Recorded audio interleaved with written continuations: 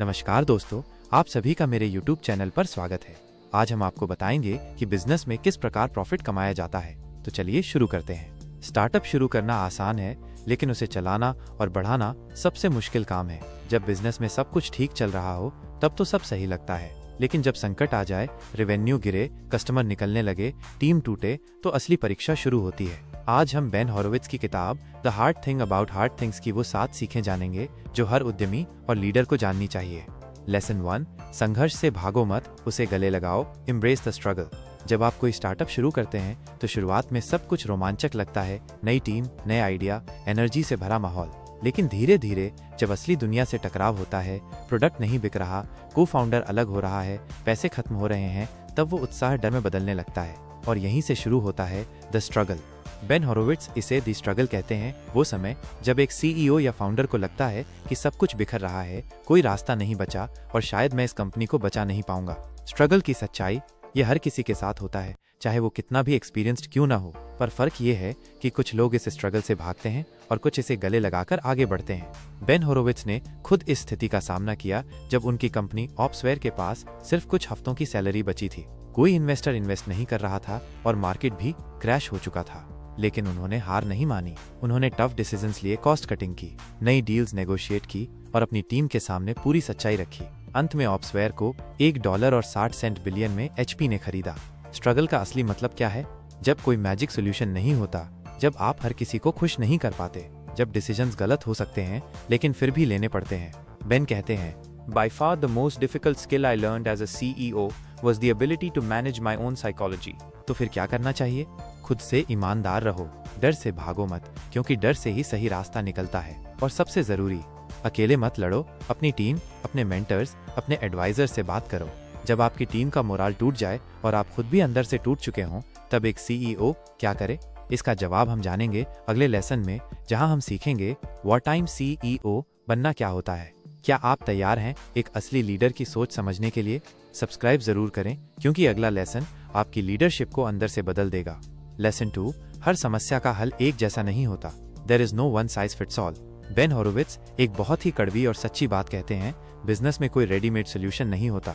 MBA की किताबें, blogs, business gurus सब आपको रूल्स, फ्रेमवर्क्स और फॉर्मूला सिखाते हैं, लेकिन जब आप ग्राउंड पर होते हैं, रियल कंपनी चला रहे होते हैं, तो पता चलता है कि हर समस्या अलग है और हर हल भी अलग होना चाहिए। तो फिर गलती कहाँ होती है? अक्सर CEOs या फाउंडर्स ये सोचते हैं कि कोई यूनिवर्सल सोल्यूशन है, जैसे अगर हायरिंग नहीं हो रही तो कल्चर ठीक कर लो, अगर लोग रिजाइन कर रहे हैं तो सैलरी बढ़ा दो, अगर प्रोडक्ट नहीं बिक रहा तो मार्केटिंग बढ़ा दो। लेकिन ये सोच खतरनाक है। क्यों? क्योंकि हर कंपनी, उसकी टीम, उसके कस्टमर, उसकी जर्नी, उसकी मार्केट सब अलग होते हैं। जो काम फेसबुक में चला वो आपके बिजनेस में शायद कभी काम न करे। बेन की एक रियल एग्जांपल से समझिए। ऑप्सवेयर में बेन ने एक टाइम पर सोचा कि उनकी टीम को ज्यादा प्रोसेस चाहिए। उन्होंने बड़े बड़े कंसल्टेंट्स हायर किए, सिस्टम्स लाए, मीटिंग्स बढ़ाई। पर क्या हुआ? इनोवेशन रुक गई, टीम बोर हो गई और परफॉर्मेंस गिरने लगी। क्यों? क्योंकि उनकी टीम को प्रोसेस नहीं, पर्पस चाहिए था, और वो उन्होंने खुद से सीख कर समझा, किसी टेक्स्ट बुक से नहीं। तो क्या करना चाहिए?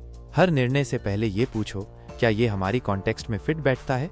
लीडर्स को चाहिए thinking skills, not copying skills. Solutions खुद डिजाइन करो, अपने बिजनेस की जरूरत के हिसाब से। बेन कहते हैं, There are no formulas for dealing with the hard things. एक और जरूरी बात, जब आप मुश्किल फैसले लेते हैं, जैसे किसी को निकालना, स्ट्रैटेजी बदलना या नई डायरेक्शन में जाना, तो लोग सवाल करेंगे, नाराज होंगे। लेकिन एक लीडर को पॉपुलर नहीं, इफेक्टिव बनना होता है।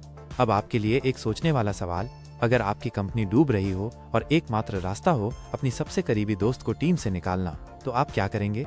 यही सीखते हैं हम अगले पावरफुल लेसन में, war time vs peace time CEO, मुश्किल वक्त में कैसे फैसले लिए जाते हैं। अगले पार्ट में मिलते हैं। सब्सक्राइब जरूर करें, क्योंकि अगला लेसन आपको टफ डिसीजंस लेने की हिम्मत देगा। Lesson 3, peace time CEO vs war time CEO। जब कंपनी जंग के मैदान में उतरती है, बेन होरोविट्ज की एक सबसे दमदार थ्योरी है, हर CEO को 2 रूपों में जीना आना चाहिए, एक शांत समय का नेता और एक जंग के समय का योद्धा। उसे पता होना चाहिए कब विजन दिखाना है और कब बंदूक निकालनी है। पीस टाइम CEO जब सब ठीक चल रहा हो, मार्केट स्टेबल है, कंपनी ग्रो कर रही है। पीस टाइम CEO का फोकस होता है कल्चर बनाना, हायरिंग और ट्रेनिंग, सिस्टम सेट करना, इनोवेशन को प्रोत्साहन देना। उदाहरण, गूगल का सीईओ जब मार्केट लीडर था तो उसने ओपन कल्चर, फन वर्कप्लेस और क्रिएटिविटी पर जोर दिया। वॉर टाइम सीईओ जब सब कुछ दांव पर लगा हो, मार्केट में आग लगी है, कंपटीशन खतरा बना है, प्रोडक्ट फेल हो रहा है, पैसे खत्म हो रहे हैं, अब विजन नहीं एक्शन की जरूरत होती है। War time CEO tough, direct, decisive होता है। अब किसी को हटाना पड़े तो हटाओ, अब प्रॉफिट चाहिए चाहे कैसे भी हो, अब प्रोसेस नहीं सिर्फ रिजल्ट चाहिए। बेन होरोविट्ज कहते हैं, Wartime CEO fights existential threats and wins by making brutal, fast and focused decisions. Ben की रियल स्टोरी। ऑप्सवेयर में एक समय ऐसा आया जब कंपनी ऑलमोस्ट बंद होने की कगार पर थी। पीस टाइम स्ट्रैटेजीज फेल हो गईं। बेन ने खुद को बदल डाला, पूरी स्ट्रैटेजी बदली, कोर टीम को रीस्ट्रक्चर किया, सेल्स पर्सनली संभाली, कॉस्ट कट की और फिर धीरे धीरे कंपनी को वापस ट्रैक पर लाया। तो क्या आप पीस टाइम सीईओ हैं या वॉर टाइम सीईओ? इसका जवाब सिर्फ एक सवाल से मिलता है, क्या आप कंफर्ट में सही फैसले ले सकते हैं और संकट में कठोर फैसले? अब आपके लिए आज का सोचने वाला सवाल, अगर आपकी कंपनी में एक ही रास्ता बचा हो, या तो पूरी टीम से ओवरटाइम कराओ या प्रोजेक्ट क्लाइंट के हाथ से निकल जाए, तो क्या आप वो मुश्किल फैसला लोगे? यही हम जानेंगे अगले लेसन में, राइट पीपल को कैसे चुने और गलत लोगों को कैसे निकालें, हायरिंग और फायरिंग के असली नियम। अगले एपिसोड में मिलते हैं। सब्सक्राइब जरूर करें क्योंकि अगली सीख आपकी पूरी टीम बिल्डिंग स्ट्रैटेजी को बदल सकती है। लेसन 4, अपनी टीम कैसे बनाएं और मैनेज करें। बिल्ड और मैनेज योर टीम। एक सीईओ की सबसे बड़ी जिम्मेदारी होती है right people on the bus रखना। बेन होरोविट्ज कहते हैं कि आपकी कंपनी का सक्सेस 70-80% इस बात पर निर्भर करता है कि आप किन लोगों को हायर करते हैं और किन लोगों को फायर करते हैं। 1. हायरिंग राइट, सही लोगों को चुनना। Hire for strengths. जब आप इंटरव्यू करते हैं तो कैंडिडेट की स्ट्रेंथ्स पहचानिए, न कि सिर्फ वीकनेसेस फिक्स करने की कोशिश करें। कल्चरल फिट और स्किल सेट दोनों जरूरी। एक टैलेंटेड लेकिन टॉक्सिक इंसान आपकी टीम का माहौल बिगाड़ सकता है। Rigorous interview process, multiple rounds, real world problems, peer interviews, ताकि आपको कैंडिडेट का पूरा अंदाज हो। टिप, हमेशा खुद से पूछें, क्या मैं इस व्यक्ति के साथ रोज 8 घंटे काम करना चाहूंगा। 2. फायरिंग राइट, गलत लोगों को हटाना। Fire fast, fire fair. अगर कोई कंसिस्टेंटली अंडर परफॉर्म कर रहा हो तो लंबा इंतजार मत करो। ट्रांसपेरेंट फीडबैक लूप, पहले वार्निंग्स दें, कोच करें, पर अगर फर्क न पड़े तो समय रहते डिसीजन लें। डॉक्यूमेंटेड प्रोसेस, लीगल और कल्चरल दोनों रिस्क को कम करने के लिए हर स्टेप लिख कर रखें। वार्निंग, तारीखों और फैक्ट्स को रिकॉर्ड किए बिना टर्मिनेशन करना आपको कॉस्टली लॉसूट में डाल सकता है। 3. Define roles and responsibilities. Clarity is king. हर किसी की जॉब डिस्क्रिप्शन क्रिस्टल क्लियर होनी चाहिए, कोई ग्रे एरिया नहीं। डिसीजन राइट्स, यह तय करें कि कौन किस क्षेत्र में अंतिम फैसला ले सकता है, इससे डिलेस और कंफ्यूजन नहीं होगी। Rhythm of the business, weekly team sync, monthly reviews, quarterly strategy meetings, ये सब सुनिश्चित करते हैं कि हर कोई अलाइन रहे। 4. Build a culture of candor and accountability. Radical transparency, information को बंद नहीं रखें, शेयर करो ताकि हर कोई कॉन्टेक्स्ट समझे।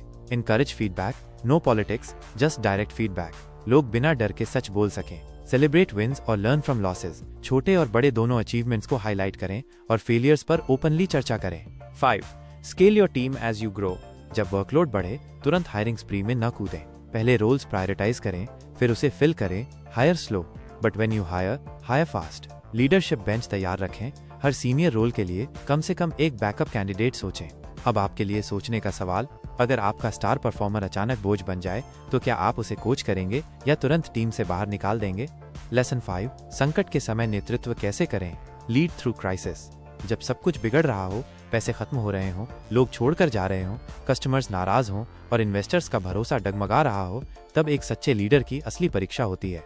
बेन होरोविट्ज इस किताब में कहते हैं, Hard things are hard because there are no easy answers or easy ways outs. एक क्राइसिस में लीडर का माइंडसेट कैसा होना चाहिए।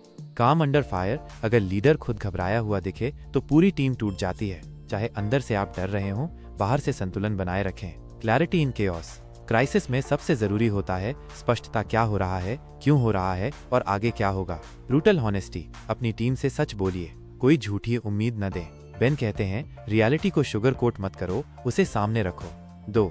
हार्ड डिसीजंस लेने की हिम्मत। कॉस्ट कटिंग, जब कैश फ्लो डूब रहा हो तो पेनफुल डिसीजंस लेने पड़ते हैं, जैसे ले ऑफ्स, ऑफिस बंद करना, पर्क्स हटाना। रीस्ट्रक्चरिंग, कभी कभी पुराना तरीका छोड़कर पूरी कंपनी की स्ट्रक्चर बदलनी पड़ती है। रेडिकल फोकस, क्राइसिस में डिस्ट्रैक्शंस नहीं चलती, सिर्फ वही काम करो जिससे आप जिंदा रह सको। 3. Communication is everything. बेन बताते हैं कि संकट के समय एक लीडर को अक्सर बोलना चाहिए, लेकिन सोच समझकर। Team email, daily updates, Q&A sessions, ये सब टीम को यूनिफाइड रखती हैं। अवॉइड साइलेंस, जब लीडर चुप रहता है लोग खुद कहानियां बनाते हैं, अफवाहें बढ़ती हैं। एक सच्चा लीडर कठिन सच बोलता है क्योंकि टीम को दिशा उसी से मिलती है। 4. अपने इमोशंस मैनेज करना सीखो। क्राइसिस में आप थकते हो, डरते हो, गिल्ट महसूस करते हो। बेन खुलकर बताते हैं कि उन्होंने कई बार रातों में रोया, लेकिन उन्होंने हार नहीं मानी।